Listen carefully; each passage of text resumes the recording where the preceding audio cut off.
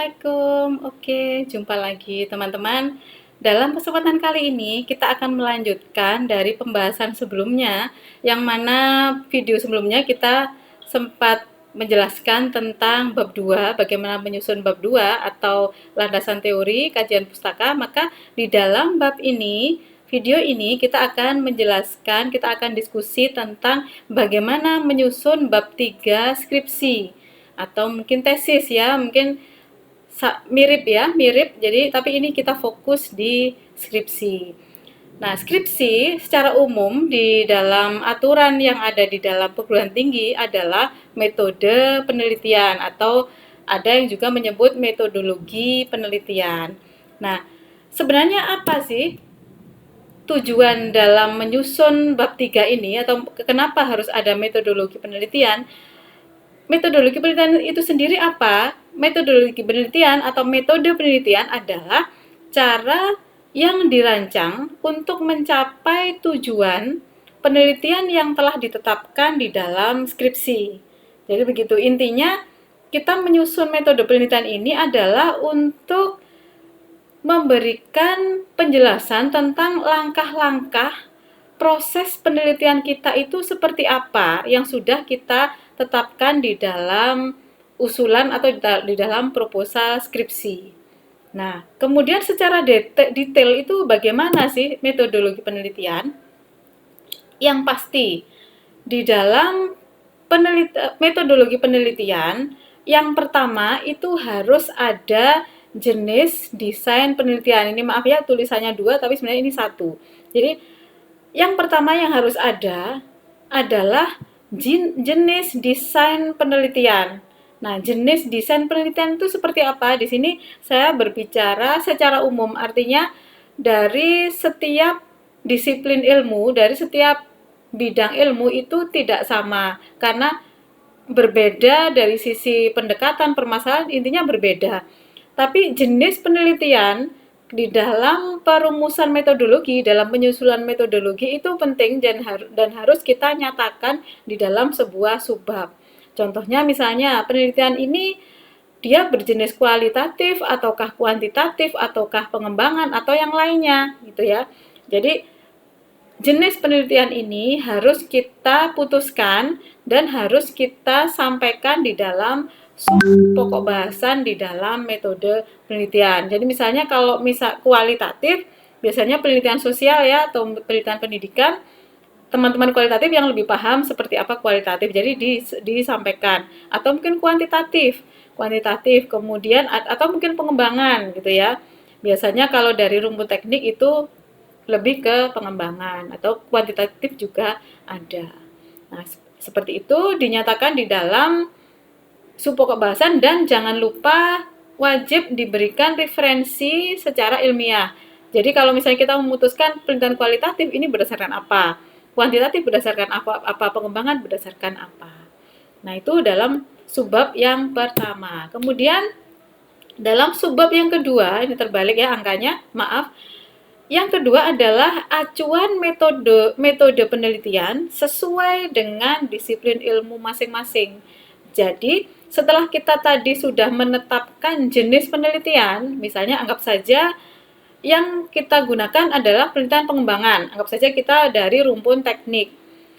Kemudian di dalam proses developing, dalam proses mengembangkan, ini kita menggunakan pendekatan apa? Nah, pendekatan itulah yang dinamakan dengan acuan metodenya.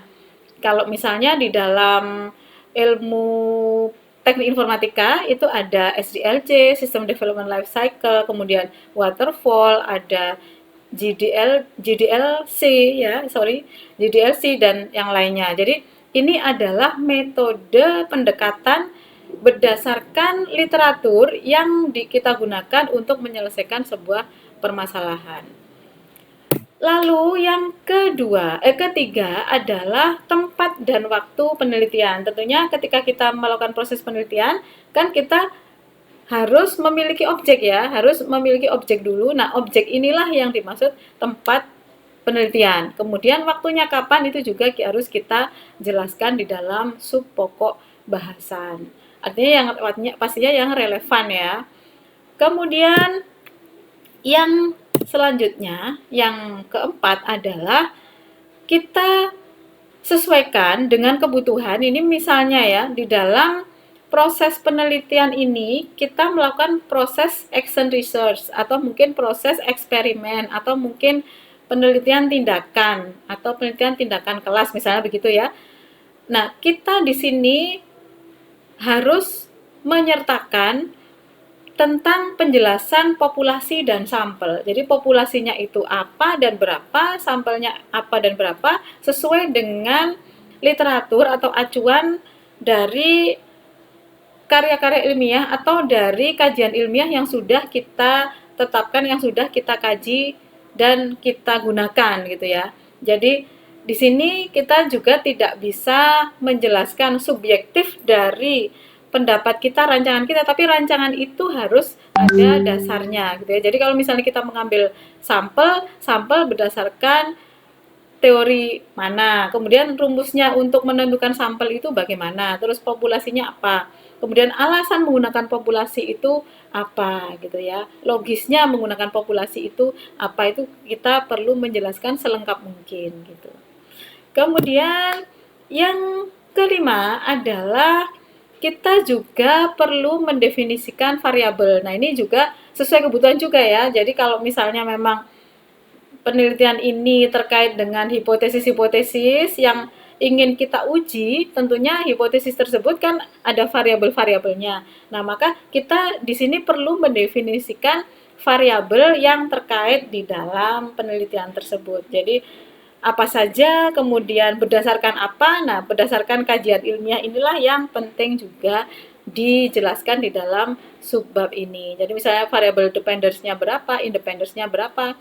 Nah, kalau misalnya penelitian kita ini terkait dengan teknik, misalnya ya, rumpun teknik, bisa jadi di dalam variabel ini kita menjelaskan bukan variabelnya, tapi bisa jadi titik tekan yang ingin kita selesaikan itu apa? Misalnya K-means. Misalnya kita ingin menyelesaikan dengan metode K-means. Nah, dalam K-means ini kita ingin mendeteksi atau kita ingin menguji apa? Akurasinya kah? Atau mungkin signifikansinya kah? Atau apa? Ini kita perlu menjelaskan di sini gitu ya.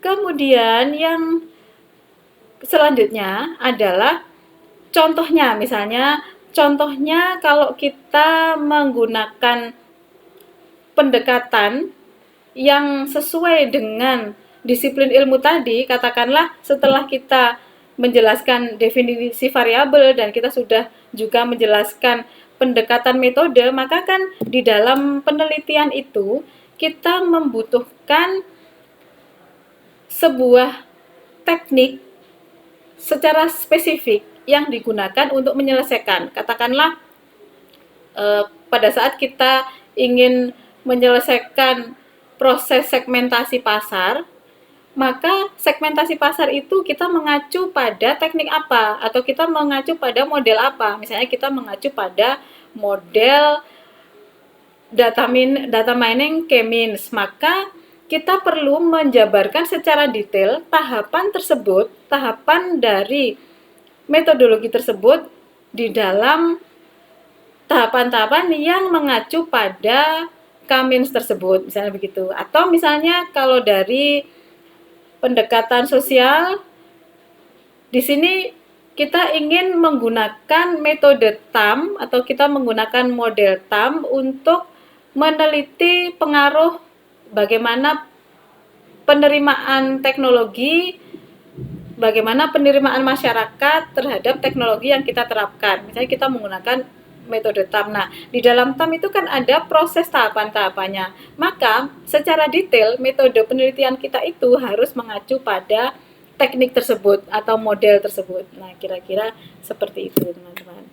Nah, kemudian satu lagi yang penting di sini, ketika kita menjelaskan metode penelitian, secara gambaran umum, kita perlu memberikan penjabaran secara lengkap, bagan secara lengkap, yang mana di situ isinya mulai dari proses awal, proses kita melakukan proses penelitian sampai dengan nanti luarannya seperti apa gitu ya. Jadi contohnya misalnya pada proses awal kita melakukan studi literatur, kemudian kita melakukan proses kajian pustaka, kemudian kajian observasi atau wawancara, kemudian setelah itu kita melakukan proses penggalian data yang lain, kemudian melakukan uji kuesioner, kemudian sampai dengan proses intinya yang ada di situ, sampai dengan teknik yang kita gunakan tadi, misalnya TAM ataupun misalnya Kamins atau mungkin AHP. Nah, kita perlu menggambarkan di dalam bab 3 tersebut. Jadi kita perlu menggambarkan secara utuh tahapan proses itu di dalam bab 3. Bisa dijelaskan di dalam halaman-halaman pertama atau bisa juga dijelaskan di halaman-halaman pertengahan yang mana yang bisa mengantarkan bagan tersebut dalam informasi-informasi yang sudah kita sajikan di dalam bab 3. Oke teman-teman, mungkin itu yang bisa saya sampaikan tentang cara bagaimana menyusun bab 3. Semoga bermanfaat. Jika suka dengan video ini, silakan like, subscribe, dan komen. Terima kasih. Assalamualaikum.